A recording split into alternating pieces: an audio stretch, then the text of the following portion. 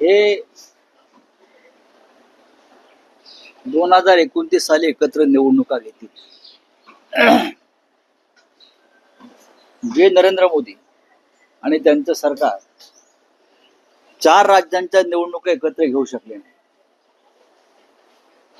बर, मुंबई महानगरपालिकेसह 14 महानगरपालिकांच्या निवडणुका घेऊ शकत नाही.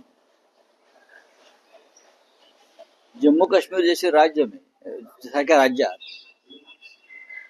3 वर्ष निवडणुका घेऊ शकले नाही. मणिपूरला जे सरकार पळून जात आहे त्यांनी वन नेशन वन इलेक्शनचा फंडा आणावा, हे जरा आश्चर्यकारक.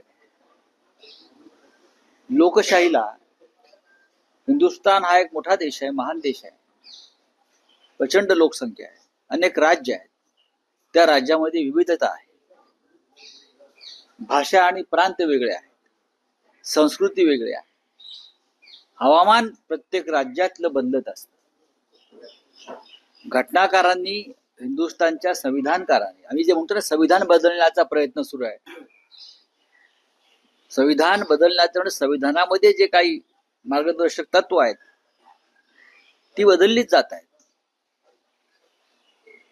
लोकसभा निवडणुका, राज्यसभा निवडणुका, राज्याच्या निवडणुका त्यांना यासाठी एकत्र घ्यायच्या आहेत कारण ईव्हीएम मध्ये किंवा यंत्रणेमुळे एकाच वेळेला निवडणुका जिंकायच्या, एकदाच ईव्हीएम फिट करून टाकायचे.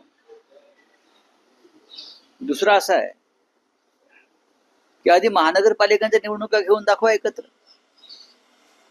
राज्यांच्या निवडणुका घेऊन दाखवा एकत्र. वन नेशन वन इलेक्शन हे लोकशाही विरोधी आहे. भविष्यामध्ये कदाचित नो इलेक्शन हा त्यांचा नारा असेल, त्याची सुरुवात आहे. आज वन नेशन वन इलेक्शन, भविष्यात हा देशच राहणार नाही, नो इलेक्शन नो नेशन हे सुद्धा हे करू शकतात, त्याची तयारी आहे. आम्ही सगळे इंडिया आघाडीचे लोक एकत्र बसून याच्यावरती चर्चा करू. जेव्हा संसदेमध्ये हा प्रस्ताव येईल किंवा विधेयक येईल त्याच्या आधी आम्हाला चर्चा करावी लागेल. पण भारतीय जनता पक्षाचं प्रत्येक पाऊल हे संविधानाला आव्हान देणार आहे. घटनाकारांनी, संविधानाच्या निर्मात्यांनी ज्या तरतुदी करून ठेवलेल्या आहेत त्या लोकशाहीच्या दृष्टीने अत्यंत महत्वाच्या होत्या आणि मोदी त्या संविधानावरच हल्ला करताना दिसत आहे.